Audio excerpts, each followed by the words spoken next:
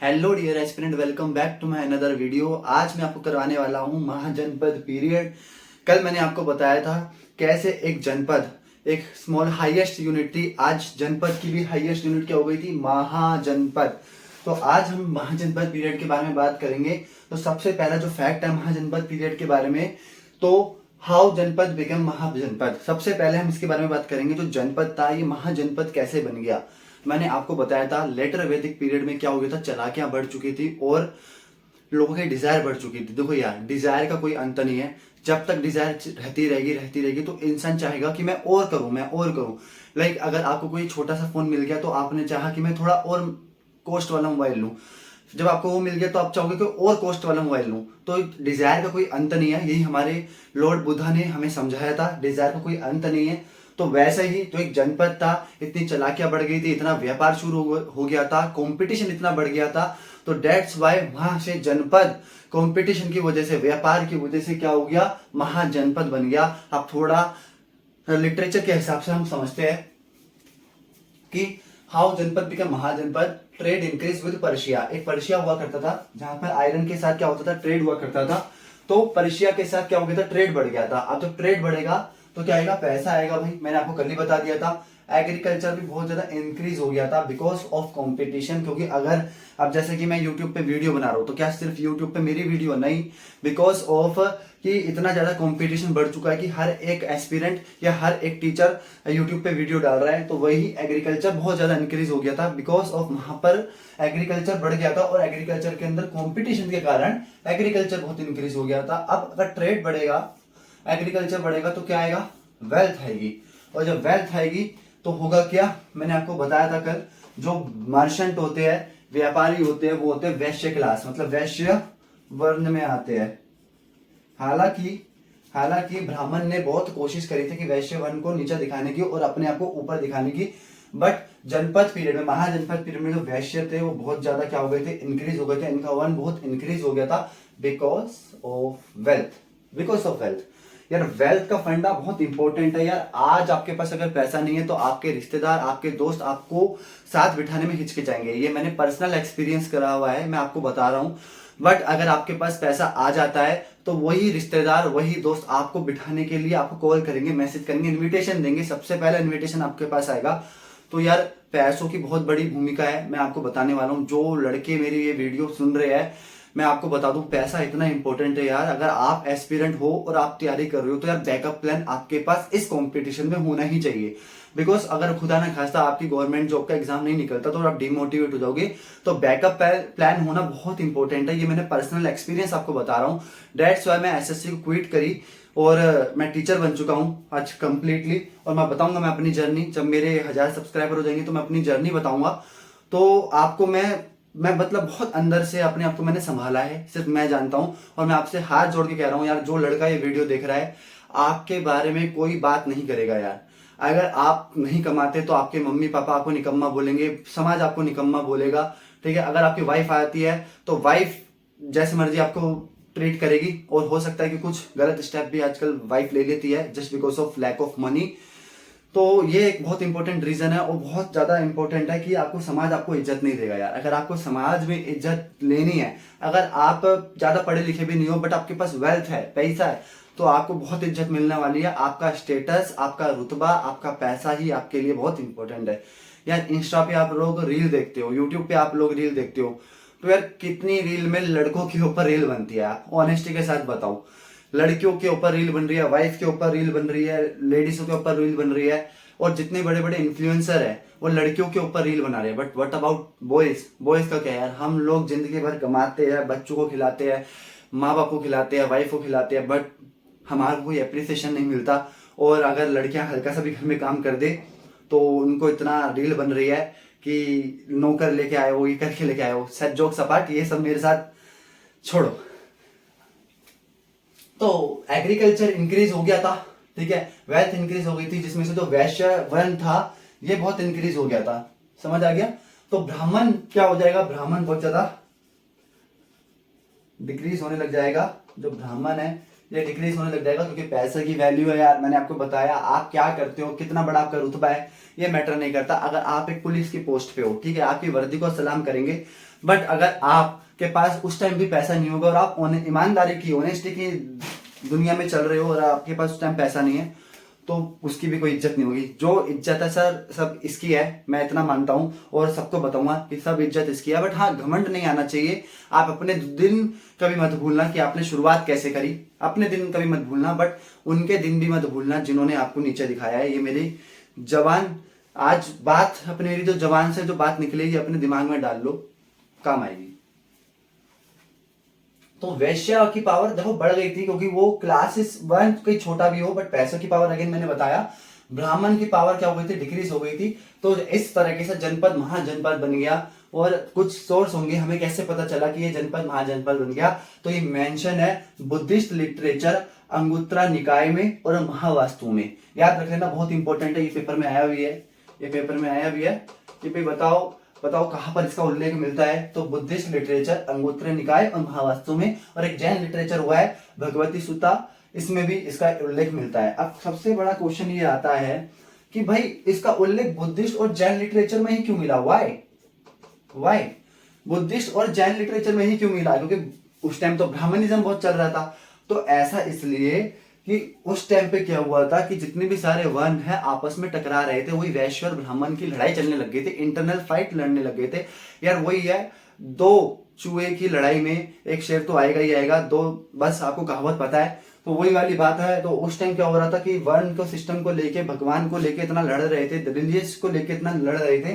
तो एक बुद्धिज्म और जैनिज्म एक पॉपुलर रिलीजन हुआ, क्योंकि ये एक रिलीजियस ऐसा था जिसमें सबको बराबर इक्वली ट्रीट किया जाता था।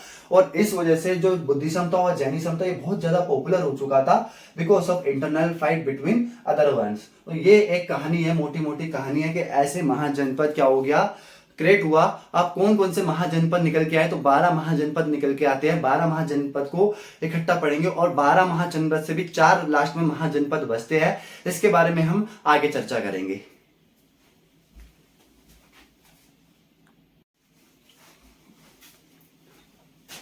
सो एस्पिरेंट, अभी मैंने कुछ वर्ड गलत बोल दिया था कि 12 महाजनपद मुंह से निकल गया, बट हमारे पास 16 महाजनपद है। 16 में से 4 महाजनपद फाइनल होते हैं हमारे पास, और 16 में से जो 4 महाजनपद फाइनल होते हैं वो है कौशल, वत्स, अवंती, मगध। अब क्वेश्चन ये आता है कि यार हर हिस्ट्री के पीछे, हर एक चीज के पीछे फैक्ट है। अगर आप फैक्ट नहीं समझोगे तो आप खुद एक फैक्ट बन जाओगे और खुद आप एक हिस्ट्री बन जाओगे। तो डेट्स वाई हिस्ट्री ये कहती है कि आप फैक्ट को समझो, रटो मत, फैक्ट को समझो। तो हम एक फैक्ट्स पढ़ाते हैं कि जो कौशल, वत्स, अवंती, मगध है, ये यही 4 क्यों बने थे, बिकॉज ऑफ द कौशल है वो अयोध्या नगरी के पास में आता है और यहाँ पर जो लैंड है बहुत फर्टाइल है और राइस का ट्रेड बहुत हुआ करता है। यार मैंने भी आपको बताया, जहां पर व्यापार ट्रेड हुआ करेगा, जहां पर पैसा बहुत होएगा, वही बहुत ज्यादा पावरफुल रहने वाला है इस जमाने में, इस युग में। ये शुरुआत बहुत पहले हो गई थी और अब तो पैसों की बहुत ज्यादा माया है। तो मैंने आपको बता दिया, अयोध्या के पास फर्टाइल लैंड हुआ करती थी और राइस बहुत ज्यादा हुआ करता था, यहाँ पर राइस का ट्रेड हुआ करता था। दैट्स वाई कौशल निकल के आया फर्स्ट कैंडिडेट हमारा। जो वत्स है, वत्स वर सिक्योर फ्रॉम ऑल साइड। जो वत्स है चारों तरफ से बाउंड्री से घिरा हुआ आता है। दैट्स वाई जो वत्स है ये सेकंड नंबर पे हमारा निकल के आता है महाजनपद की लिस्ट में। जो अभी इसके बारे में हम डिटेल में पढ़ेंगे, चारों महाजनपद के बारे में हमें डिटेल में पढ़ना है, वहीं से क्वेश्चन आएगा। ये जस्ट एक ओवरव्यू है, इसको आप समझ लो, चारों को डिटेल में पढ़ेंगे, ठीक है। अवंती भाई इसलिए था क्योंकि trade on peak through port. भाई जो यहाँ पर जो अवंती जो राज्य है ये महाराष्ट्र गुजरात के पास में आता है और आपको पता होगा जो महाराष्ट्र गुजरात है सारा समुद्र है और वहां पर पोर्ट, समुद्र के थ्रू बहुत ज्यादा व्यापार होता है। अगेन व्यापार आया तो पैसा आया और पैसा आया तो ये महाजनपद बनेगा, ठीक है। मगध के पास आपको पता ही होगा कि इट हैड मिनरल, इसके पास बहुत ज्यादा मिनरल था और वो भी कौन सा, आयरन, जो कि एक अलग ही तरह का रेवोल्यूशन लेके आया। तो ये कारण है कि जो मगध है ये भी फाइनल 4 में शामिल हो गया। और छोटा नागपुर प्लेट्यू आपको पता ही होगा, यहाँ पर बहुत सारे आयरन मिनरल निकलते हैं जो कि बिहार में है। इसके बारे में हम चारों के बारे में ओवरव्यू आपने देखा, अब इसको हम डिटेल में पढ़ने वाले हैं। अब हम चारों महाजनपद को डिटेल में समझते हैं। सबसे पहले मगध को समझते हैं। जो मगध है, मैंने भी आपको बताया मगध क्यों पावरफुल बना था, बिकॉज इसके पास मिनरल था। अगर इसके पास मिनरल है यार, आप समझना, वो भी मिनरल कौन सा, आयरन। भाई सब भाले बना रहे हैं, भाले बना के चक्कू मार रहे हैं, जैसे कुछ भी कर रहे हैं, क्या हो रहा है, तो भाई मगध तो जीतेगा ही ना, सिंपल सी बात है। इसके पास मिनरल है, आयरन के पास, इसके पास आयरन की पावर है, तो डेफिनेटली मगध महाजनपद तो बनना ही था। इसके पास देखो यार आयरन मिनरल है, मिनरल है तो मतलब फौज है, फौज है, एग्रीकल्चर है, सब चीज है। एग्रीकल्चर, आयरन एग्रीकल्चर में भी हेल्प करता है, फौज में भी हेल्प करेगा, सेना में भी हेल्प करेगा, और सबसे बड़ी बात इसके पास हाथी भी थे। और यार जब आपको पता ही होगा कि जब चंद्रगुप्त मौर्य से सेल्यूकस निकेटर लड़ने आया था, तो इसने भाई चंद्रगुप्त मौर्य ने हाथी छोड़ दिए थे और सेल्यूकस निकेटर छोड़ के भाग गया था। उन्होंने देखा ही था कि भाई ये क्या बला है, ये क्या जानवर लड़वा रहा है, तो ये थी हाथी की भूमिका, ठीक है। तो अब डिटेल में पढ़ते थोड़ा। जो मगध की कैपिटल थी, दो मगध की कैपिटल रही है, राजगृह और सिक्योर फ्रॉम ऑल साइड। जो राजगृह है इसको आप समझने की कोशिश करो, राजगृह, राजगृह मतलब राजा का घर। तो जो सबसे फर्स्ट कैपिटल इसकी रही है वो है राजगृह, मतलब राजा का घर। और इसका पावरफुल होना बहुत इंपॉर्टेंट है, क्यों? क्योंकि अगर आप जिस जगह पे रह रहे हो अगर वो चारों तरफ से सिक्योर नहीं है तो कोई भी लूट लेगा आपको, क्यों? क्योंकि कंपटीशन बहुत था आगे। तो जो राजगृह चारों तरफ से क्या थी, सिक्योर थी, ऊपर नीचे दाएं बाएं चारों तरफ से सिक्योर थी, तो दैट्स वाई इन्होंने पहली कैपिटल राजगृह रखी। तो वो आप साइंस समझो यार, एक कैपिटल भी ऐसे नहीं कि मन करा, अरे मन करा तो ये रख लो, मन करा तो वो रख लो। दिल्ली भी इस वजह से कैपिटल बोली गई है क्योंकि मेन ट्रेडिंग सेंटर था ब्रिटिश का, दैट्स वाई ये शिफ्ट हो गई थी दिल्ली। तो राजगृह भी इन्होंने इसलिए रखा था क्योंकि ये एक चारों तरफ से सिक्योर था और दैट्स वाई ये इसको सपोर्ट कर रहा था, तो राजगृह इनको पहला कैपिटल देता है। सेकंड जो कैपिटल थी उडाइन ने, आपको पता होगा कि शिफ्ट कर ली थी, बट अगर नहीं पता तो मैं बता दूं, उडाइन नाम का एक राजा है, इसको डिटेल में हम पढ़ेंगे बाद में, बट इतना भी जान लो उडाइन ने पाटलिपुत्र में अपनी राजगृह से शिफ्ट कर ली थी। और ये पाटलिपुत्र ही चूज क्यों करा, इसके पीछे भी एक फैक्ट है और मैंने आपको बताया, history is all about fact. अगर आप फैक्ट नहीं पढ़ोगे तो आप एक फैक्ट बन जाओगे, इतिहास बन जाओगे आप। तो पाटलिपुत्र क्या है, ये पाटलिपुत्र है मान लो। पाटलिपुत्र के नॉर्थ में आप देखोगे गंगा बह रही है, साउथ में सोन नदी बह रही है, ईस्ट में पुनपुन और वेस्ट में गंडक निवर बह रही है। अब यार एक बार बताओ, जब चारों तरफ से ये सिक्योर है नदियों से, तो यार कोई भी जब शत्रु आएगा, कोई भी जब शत्रु आएगा तो क्या इस नदी को पार कर पाएगा? कोई भी पार कर पाएगा? नहीं कर पाएगा।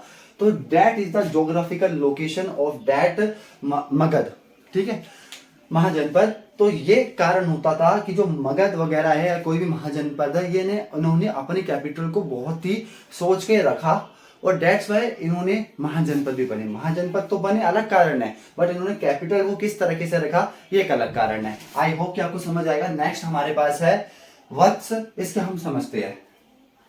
तो अब हम थोड़े और इंपॉर्टेंट फैक्ट पढ़ते हैं वत्स के बारे में। वत्स के बारे में ज्यादा कोई इंपॉर्टेंट फैक्ट नहीं है, बस आप वत्स की कैपिटल लर्न कर लो। जो वत्स की कैपिटल है वो कौशंबई, ठीक है। फिर हम पढ़ते हैं कौशल।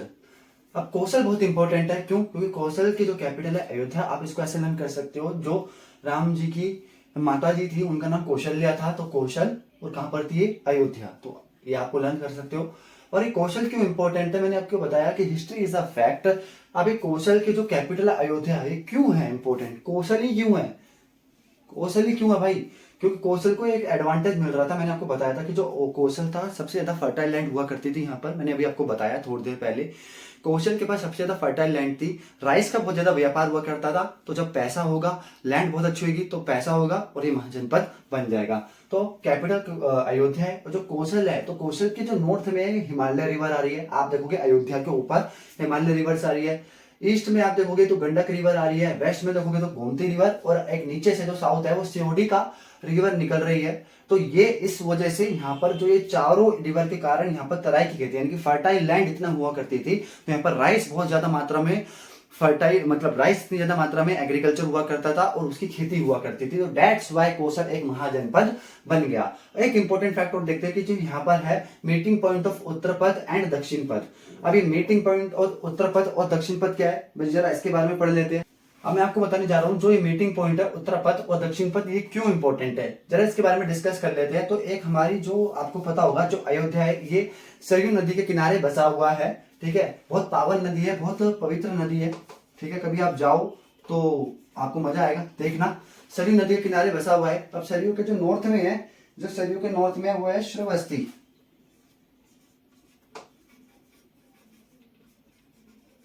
सही है। और जो साउथ में है वो, तो जो नॉर्थ में वो श्रावस्ती और साउथ में जो है वो कुशावती। तो इन दोनों के बीच में एक ऐसा पॉइंट निकलता है जो सीधा चले जाता है वहीं पर ही क्या आता है, उत्तर और दक्षिण पद आता है। और सबसे ज्यादा यहाँ पर जो सरमन हुए हैं वो बुध के हुए हैं। उसके पीछे रीजन था कि जो नॉर्थ और साउथ के बीच में जो एरिया आ रहा है वो सीधा जा रहा है, सीधा जो नॉर्थ और साउथ के बीच में जो एरिया आ रहा है वो सीधा जा रहा है कहाँ की तरफ, ये आपके जा रहा है मोस्ट इंपोर्टेंट ट्रेडिंग पॉइंट की तरफ। जो फिलहाल इतना आप जान लो कि सरयू नदी के नॉर्थ में श्रावस्ती है और साउथ में कुशावती है। तो यहाँ पर एक मीटिंग पॉइंट होता है, उत्तर पथ और दक्षिण पथ। बहुत सारे यहाँ पर व्यापारी आते हैं और यहीं पर ही बहुत सारे जब व्यापारी आएंगे, जब एक जगह आपको भीड़ मिल जाएगी तो वहीं पर ही क्या होंगे, ढेर सारे सरमन होंगे, ताकि बुद्धिस्ट का ज्यादा से ज्यादा क्या करे, प्रचार किया जा सके। दैट्स वाई बुद्धिस्ट ने यहीं पर ही सरमन करने की जगह चूज करी थी, क्योंकि बहुत सारे व्यापारी आ रहे हैं। अब जरा यहीं क्यों चूज करी, मैंने आपको बता दिया, बहुत सारे व्यापारी आ रहे हैं। अब आप कहोगे सर भीड़ तो बहुत जगह हो सकती है, यहीं पर ही क्यों, क्योंकि भाई पैसा, अगेन अगर कोई पैसे वाला व्यक्ति अगर आपसे बोलेगा कि भाई इस गुरु जी को मानो, मैं यहीं को मानता हूं, तो आप कहोगे यार अच्छा भाई ये इस गुरु जी को मान के पैसे वाला हो गया तो हमें भी मानना चाहिए। वही भेड़ चाल वाली बात है। तो डेट्स वाई बुद्धिस्ट ने सबसे ज्यादा प्रचार अपना यहीं पर करा। तो देख रहे हो बुद्धिज्म कितनी तगड़ी एडवर्टीजमेंट करते हो, और सबसे ज्यादा सरमन भी यहीं पर ही हुए हैं। ठीक है, तो और एक इंपॉर्टेंट फैक्ट कर लो याद, Ajatashatru want Kosala to trade purpose rice. तो अजात शत्रु नाम का एक राजा है जो हरिंग डायनेस्टी का राजा है, दूसरा राजा है। ये इस वजह से इसको हड़पना चाहता था या कैप्चर करना चाहता था, क्योंकि यहाँ पर तराई फर्टाइल, मोस्ट फर्टाइल लैंड है। अगर देखो मगध का जो राजा है अजातशत्रु, उसके पास पहले से क्या है, मिनरल की शक्ति तो है ही, बट अगर एग्रीकल्चर की भी शक्ति आ जाएगी तो मिनरल और एग्रीकल्चर मिलकर क्या होगा, तबाही बिचाएंगे। तो दैट्स वाई वो इसको ट्रेड करना चाहता था, कैप्चर करना चाहता था। अब हम आगे इसको बारे में और डिटेल में पढ़ते हैं और आगे कैपिटल के बारे में आपको वन बाय वन समझाते हैं। फाइनल महाजनपद भी है अवंती। अवंती अभी आपको मैंने बताया कि जो अवंती है वो महाराष्ट्र गुजरात के क्षेत्र में बसा हुआ था। ठीक है, बेसिकली जो यहाँ पर पोर्ट के थ्रू बहुत ज्यादा व्यापार हुआ करता था। आजकल का जो साधन है वो बहुत ज्यादा इंक्रीज हो चुका है, ट्रांसपोर्ट आजकल मेल हो जाती है, सब चीज हो जाती है, हवाई जहाज है, सब चीज है, शिप है। बट उस टाइम पे पोर्ट ही हुआ करते थे, एकमात्र साधन था। अब एक बात बताओ, जब ट्रांसपोर्ट यानी कि व्यापार का एकमात्र साधन होगा जहां पर आप दूसरी जगह से व्यापार कर सकते हो वो है पोर्ट, तो वो ज्यादा कितना पैसे वाला होगा। तो आप समझ सकते हो कि ये महाजनपद क्यों है। इससे पहले मैंने आपको जब मैंने चारों कैपिटल का ओवरव्यू दिया था तो मैं वहां पर समझा चुका हूं। आप बैक करके आप देख सकते हो कि जो अवंती है वो मालवा रीजन के एरिया में बसा हुआ है, close to western port trade. मैंने बताया वेस्ट में ही सारे समुद्र है और ट्रेड बहुत इंक्रीज हुआ करता, तो डेट्स में यहाँ पर पैसा बहुत हुआ करता था और ये महाजनपद डिजर्व करता है। हर किसी के फैक्ट में देखो आपको बता रहा हूं, इससे ज्यादा हिस्ट्री इतनी इजी नहीं हो सकती। मैं आपको तुरंत फैक्ट के साथ हर एक चीज में बता रहा हूँ, बहुत ज्यादा डीप में आपको पढ़ा रहा हूँ। और इतना भी नहीं कि इतना डीप में पढ़ा दिया कि जहां से क्वेश्चन नहीं बनते, यहीं से क्वेश्चन बनते हैं, यहीं से क्वेश्चन आते हैं। फिर आप कहते हो कि पता नहीं हिस्ट्री इतनी ज्यादा टफ है, कहां से क्वेश्चन दे दिया। अभी जो मैंने आपको रिवर का सिस्टम बताया था वहां से डायरेक्ट क्वेश्चन आते हैं कि बताओ भाई किस कैपिटल के आगे सोन नदी निकल रही है, तो वो आपको तुरंत पता होना चाहिए। ये आपको पता नहीं होता, क्यों? क्योंकि आप फाउंडेशन बैच देखते हो, सब चीज देखते हो, उसमें ये चीज नहीं होती, क्योंकि उनको खुद को नहीं पता कि कैसे है। बस उनको वही चीज पता है जो वो खुद पढ़ के आए हैं और जहां से वो यूट्यूब से पढ़ के आए। बट मैंने अदर सोर्स से मैं आपको पढ़ा रहा हूँ, बहुत मेहनत लगती है, इसलिए लाइक कर दो, सब्सक्राइब कर दो। तो ये वेस्टर्न पोर्ट के करीब है, जिस वजह से ट्रेड बहुत इंक्रीज है, पैसा बहुत है, तो महाजनपद डिजर्व करता है। इसके पास दो कैपिटल है, एक उज्जैन जो कि इसकी नॉर्थ कैपिटल है और माहिष्मती साउथ कैपिटल है। आप इसको पूरी हिस्ट्री में ढूंढ लेना, ये आपको कहीं नहीं बताएगा कि इसकी दो कैपिटल है, बस आपको बताएंगे अवंती की जो कैपिटल है वो उज्जैनी यानी कि उज्जैन है। ठीक है, माहिष्मती आपको बताएंगे भी नहीं। तो डेट्स वाई मैं आपको इतना अदर सोर्स से मैं पढ़ा रहा हूँ। मैंने आपको बताया था 1 महीना कम से कम मेरे को और ज्यादा रिसर्च करने में लगा था कि मैं आपको बता सकूं कि क्या फैक्ट है क्या नहीं है। आगे हम थोड़ा बहुत चलते हैं, थोड़े और महाजनपद के बारे में डिस्कस करते हैं, जो जहां से इंपॉर्टेंट क्वेश्चन बनते हैं। ये 4 तो करना ही है, क्यों? क्योंकि आपके एग्जाम प्रोस्पेक्टस से बहुत इंपॉर्टेंट है, क्योंकि 4 फाइनल निकल के आई थी। थोड़ा और महाजनपद के बारे में पढ़ते हैं, क्योंकि ये आपके एग्जाम प्रोस्पेक्टस से बहुत ज्यादा इंपॉर्टेंट है। तो थोड़े बहुत जो महाजनपद बचे हैं उसके बारे में थोड़े फैक्ट्स पढ़ते हैं, जो आपके एग्जाम प्रोस्पेक्टस से बहुत इंपॉर्टेंट है। तो सबसे पहला आता है अश्मक महाजनपद, जिसकी कैपिटल पोतान है। ये क्यों इंपॉर्टेंट है? क्योंकि एक मात्र एक ऐसी कैपिटल है, ये एक ऐसा महाजनपद है जो साउथ में है, वो situated on the bank of Godavari, यानी कि गोदावरी नदी के किनारे बसा है। अगर आपका क्वेश्चन आ सकता है बताओ ऐसी कौन सी कैपिटल है महाजनपद की जो साउथ में है, तो वो है अश्मक यानी कि पोतान। क्लियर है? ये एक इंपॉर्टेंट है आपके एग्जाम प्रोस्पेक्टस से। काशी तो आपको पता होगा, भोले बाबा की नगरी, शिव जी की नगरी। अगर आप शिव जी के भक्त हो तो लाइक एंड सब्सक्राइब कर दो, ऐसा मैं नहीं बोलूंगा, यहाँ पर जस्ट स्टडी होगी। ठीक है, काशी काशी की जो कैपिटल है वो है वाराणसी। आप सबसे पहले इसका नाम को उद्घाटन कर ले। हमें पता है कि हमें फैक्ट्स पढ़ने हैं। जो काशी है, जरा मैं बता दूं, जो काशी है, काशी की जो ऊपर नदी है वो है वरुण, और जो काशी के नीचे जो नदी है वो है अस्सी। तो यहां से बन गया वाराणसी। समझ आ गया? तो मैं आपको बता दूं यहां पर ऐसे आपका वाराणसी का उद्घाटन होता है, तो ये कैपिटल भी बनती है। काशी एक बहुत इंपॉर्टेंट और बहुत पवित्र नगरी है। आज भी सारे आप देखोगे जितने भी काशी मुक्ति धाम भी कहा जाता है, ठीक है। तो 5000 साल पहले इसको लॉर्ड शिवा ने क्या करा था, क्रिएट किया गया था। ये हमारी माइथोलॉजी कहती है। माइथोलॉजी और भी बहुत कुछ कहती है। थोड़ा अब मैं बताना चाहूंगा कि माइथोलॉजी कहती है कि जो काशी है ये अलग अलग डिफरेंट पिलर पे, अलग अलग स्तंभ पे सिचुएटेड है। डेट्स वाई यहाँ पर भूकंप की कोई आवश्यकता भी नहीं है और ना कभी भूकंप आया। दूसरा फैक्ट हम इसके बारे में पढ़ते हैं कि यहाँ पर टेक्सटाइल बहुत फेमस है। अगर क्वेश्चन में, अगर आपके पास एग्जाम में आता है कि टेक्सटाइल किस महाजनपद पे सबसे ज्यादा फेमस हुआ है, तो काशी टिक कर देना, ठीक है। और यहाँ पर बुद्धिस्ट कल्चर फेमस है। भाई रीजन देखो, आप सुनना, अगर आपने इतना समझ लिया कि जो बुद्धिस्ट कल्चर है यहाँ पर बहुत ज्यादा फेमस है, इसके पीछे एक फैक्ट समझो।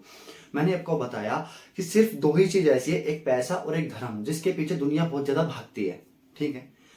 आने वाले टाइम पे धर्म भी बंद हो जाएगा, वो अलग बात है। धर्म के नाम पे सिर्फ धंधा हुआ करेगा, वो एक अलग फैक्ट है। बट जो हमारा जो मेन फैक्ट है पैसा और धर्म, इसके पीछे बहुत ज्यादा दुनिया भीड़ लगा के रखती है। तो यार मैंने आपको बताया जो बुद्धिस्ट है, ये बुद्धिस्ट के जो मॉन्क्स है, ये बहुत ज्यादा चतुर हुआ करते थे। इनको पता है कि अपनी एडवर्टाइजमेंट कहाँ करनी है।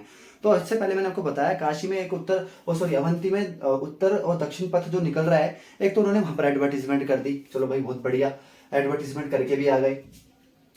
तो एडवर्टीजमेंट वहां पर करते क्योंकि बहुत बड़ा ट्रेड रूट हुआ करता था और ट्रेड रूट पे बहुत ज्यादा भीड़ हुआ करती थी। जितने भी सारे लोग आएंगे व्यापारी उसी रूट से आएंगे, तो अलग लेवल की भीड़ है और पैसे वालों को तो सब फॉलो करते हैं। और काशी में भी बहुत ज्यादा भीड़ हुआ करती थी क्योंकि अलग अलग रिलीजियस, अलग अलग धर्म के लोग, हिंदू धर्म बहुत बड़ा है और अलग अलग धर्म के लोग भी यहाँ पर आया करते थे। तो बुद्धिस्ट ने सोचा कि भाई क्यों ना हम यहीं पर ही एक एडवर्टीजमेंट करें, क्योंकि धर्म को लेके लोग बहुत ज्यादा भावुक है। तो डेट्स वाई बुद्धिस्ट कल्चर यहाँ पर फेमस हुआ और बुद्धिस्ट ने अपनी जो फर्स्ट सर्मन है वो यहीं पर ही करी थी। 40 से 50 किलोमीटर जो दूर है यहीं पर ही करी थी, सरनाथ में, ठीक है, जो कि 50 किलोमीटर ज्यादा से ज्यादा दूर होगा काशी से। तो ये कुछ एक इंपॉर्टेंट फैक्ट है। इसके बाद हमें कुछ 2-3 महाजनपद और पढ़नी है जो आपके एग्जाम रिलेवेंट है। इसके बाद हम इसको खत्म करेंगे, फिर हम मगध एम्पायर पे आ जाएंगे। मगध एम्पायर के बाद बहुत सारी हिस्ट्री बची है, इसको हम खत्म करेंगे 1 बाय 1 करके। बने रहिए अभी वीडियो में। हमारा लास्ट महाजनपद रह गया जो आपके एग्जाम प्रोस्पेक्टस से बहुत इंपॉर्टेंट है, वो है वज्जी। सबसे पहले हम देख लेते हैं वज्जी की जो कैपिटल है वो क्या है, वैशाली। और ये फर्स्ट एग्जांपल है डेमोक्रेसी का। यहाँ पर डेमोक्रेसी चलती थी और सभा और समिति यहाँ पर बहुत पॉपुलर हुआ करती थी। क्यों? क्योंकि मैंने आपको बताया था वैदिक पीरियड में जो सभा और समिति क्या होती है, जहाँ पर फैमिली मेंबर ही क्या करते हैं, झगड़े रिजोल्व करते थे। क्योंकि डेमोक्रेसी है ना दोस्त, अगर डेमोक्रेसी होगी तो सभा समिति यहाँ पर बहुत पॉपुलर होगी। मैंने लिखा नहीं है, लिख लेना, ठीक है, मैं लिख भी देता हूँ यहाँ पर।